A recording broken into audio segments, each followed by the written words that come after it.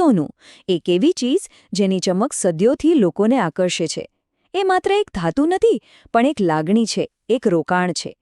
પણ જ્યારે આપણે એને ખરીદવા જઈએ ત્યારે શું આપણે ખાતરી કરીએ છીએ કે આપણી ખરીદી દેખાવમાં જેટલી સુંદર છે એટલી જ સમજદારીભરી અને સુરક્ષિત પણ છે? ચાલો આજે એ જ કળા શીખીએ. તો સવાલ એ છે કે આકર્ષક ખરીદીનો અર્થ શું? શું એ માત્ર સુંદર ડિઝાઇન છે? ના, બિલકુલ નહીં. સાચી આકર્ષક ખરીદી એટલે જેમાં યોગ્ય મૂલ્ય હોય, શુદ્ધતાની 100% ગેરંટી હોય અને આપણું રોકાણ સંપૂર્ણપણે સુરક્ષિત હોય. ચાલો આ વાતને જરા ઊંડાણમાં સમજીએ. કોઈ પણ સોનાની ખરીદીનો પાયો છે એની ગુણવત્તા.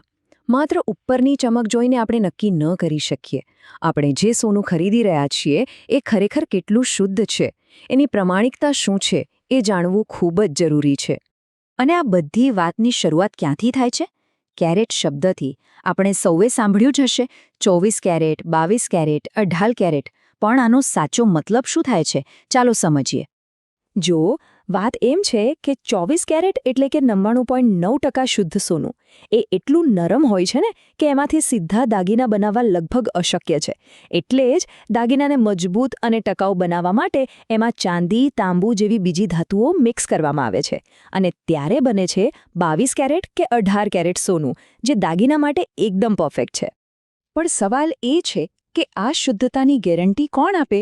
જવાબ એક જ છે: BIS હોલમાર્ક. આ કોઈ સામાન્ય નિશાની નથી. આ ભારત સરકાર દ્વારા અપાયેલી શુદ્ધતાની પાક્કી ગેરંટી છે. સમજી લો કે આ તમારી ખરીદીનું સુરક્ષા કવચ છે. એટલે એક વાત ગાંઠ બાંધી લો. સોનું ખરીદતી વખતે એના પર BIS હોલમાર્કનો ત્રિકોણ આકારનો લોગો, કેરેટની વિગત અને જ્વેલરનું નિશાન છે કે નહીં એ ખાસ તપાસવાનું. આ બાબતમાં કોઈ જ સમાધાન નહીં. ચાલો, ગુણવત્તાની વાત તો થઈ ગઈ. હવે આવીએ બીજા અને એટલા જ મહત્વના મુદ્દા પર: કિંમત. આપણે જે પૈસા ચૂકવીએ છીએ એ શું ખરેખર સોનાની જ કિંમત છે કે પછી બીજું પણ કંઈક છે? ઘણીવાર આપણને એવું લાગતું હોય છે કે દાગીનાની કિંમત એટલે સોનાનો ભાવ, પણ હકીકત એ નથી. ફાઇનલ બિલમાં બીજા પણ ઘણા બધા ચાર્જ જોડાયેલા હોય છે અને એક સ્માર્ટ ગ્રાહક તરીકે એને સમજવા બહુ જ જરૂરી છે. તો આ બિલ બને છે કેવી રીતે? મુખ્યત્વે એમાં 3 વસ્તુઓ હોય છે. પહેલું, એ દિવસનો સોનાનો રેટ. બીજું, દાગીનાની ડિઝાઇન અને કારીગરી પર લાગતો મેકિંગ ચાર્જ.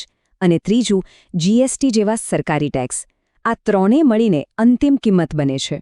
અને અહીં એક બીજો બહુ જ અગત્યનો સવાલ આવે છે, ખાસ કરીને જ્યારે દાગીનામાં હીરા, મોતી કે બીજા કોઈ નંગ જડેલા હોય. શું આપણે સોનાના ભાવમાં પથ્થરનું વજન તો નથી ચૂકવી રહ્યા ને? એટલે જ હંમેશા બિલમાં નેટ વજન એટલે કે ચોખ્ખું વજન ચેક કરવાનું. નેટ વજન એટલે શું? એટલે કે દાગીનામાંથી બધા પથ્થર અને મોતી કાઢી નાખ્યા પછી જે સોનાનું વજન વધે એ. આનાથી એ ખાતરી થાય કે પૈસા માત્ર સોનાના ચૂકવવાયા છે. હવે વાત કરીએ મેકિંગ ચાર્જની. આ એવો શબ્દ છે જે આપણે બધાએ સાંભળ્યો છે. આ બીજું કંઈ નહીં પણ દાગીનાને ઘડવા પાછળ કારીગરની જે મહેનત અને કળા લાગે છે એનો ખર્ચ છે. યાદ રાખજો કે આ ચાર્જ દરેક ડિઝાઇન પ્રમાણે અલગ અલગ હોય છે અને એના પર ભાવતાલ થઈ શકે છે. તો અહીંયા એક સ્માર્ટ ટેપ આપું. કોઈ પણ દાગીનું ગમી જાય ને એટલે તરત જ પૂછી લેવાનું કે આના પર મેકિંગ ચાર્જ કેટલો છે. અને હા, ઘરેથી નીકળતા પહેલા મોબાઈલમાં એ દિવસનો સોનાનો ભાવ ચેક કરવાનું તો ભૂલતા જ નહીં. આટલું કરવાથી ઘણો ફાયદો થશે. સારું, તો ગુણવત્તા જોઈ લીધી, કિંમત પણ સમજી લીધી. પણ વાત અહીં પૂરી નથી થતી. હવે આવે છે સૌથી છેલ્લો અને કદાચ સૌથી અગત્યનો પાયો: આપણી ખરીદીને ભવિષ્ય માટે સુરક્ષિત કેવી રીતે બનાવવી. એક આકર્ષક ખરીદી ત્યારે જ પૂર્ણ કહેવાય જ્યારે એ લાંબા સમય માટે સુરક્ષિત હોય. અને એના માટે 2 વસ્તુઓ ખૂબ જરૂરી છે. એક, ભરોસાપાત્ર જ્વેલર અને બીજું, પાકું અને બધી વિગતોવાળું બિલ.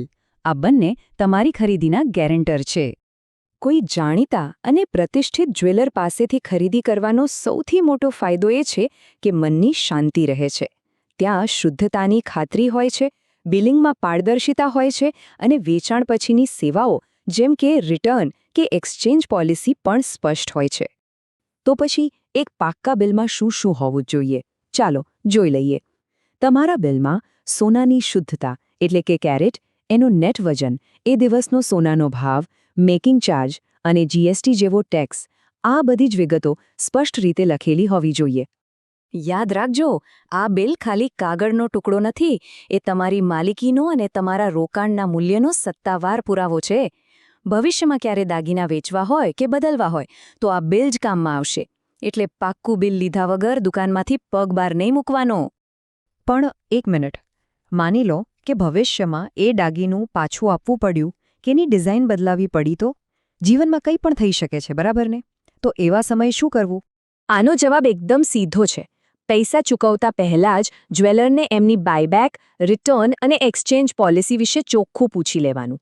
દરેક જ્વેલરના નિયમો અલગ હોઈ શકે છે, એટલે પહેલાથી જ બધી સ્પષ્ટતા કરી લેવી એમાં જ સમજદારી છે.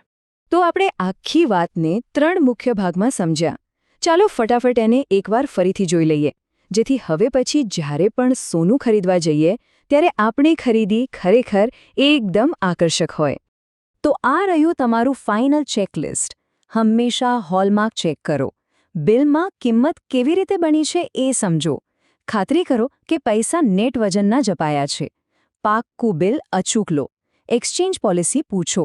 અને સૌથી અગત્યનું, હંમેશા ભરોસાપાત્ર જ્વેલર પાસેથી જ ખરીદી કરો. છેલ્લે બસ એટલું જ કહેવાનું કે સાચી આકર્ષકતા દાગીનાની ડિઝાઇનમાં તો છે જ, પણ એનાથી પણ વધારે એ ખરીદી પાછળની આપણી જાણકારી અને આત્મવિશ્વાસમાં છે. જ્યારે આપણે બધું સમજી વિચારીને ખરીદીએ છીએ ત્યારે એ માત્ર ઘરેણું નથી રહેતું, એક સ્માર્ટ રોકાણ બની જાય છે. તો હવે આ બધી જાણકારી પછી નથી લાગતું કે હવે પછીની સોનાની ખરીદી ખરેખર જીવનની સૌથી આકર્ષક ખરીદી બની રહેશે? ચોક્કસપણે બનશે.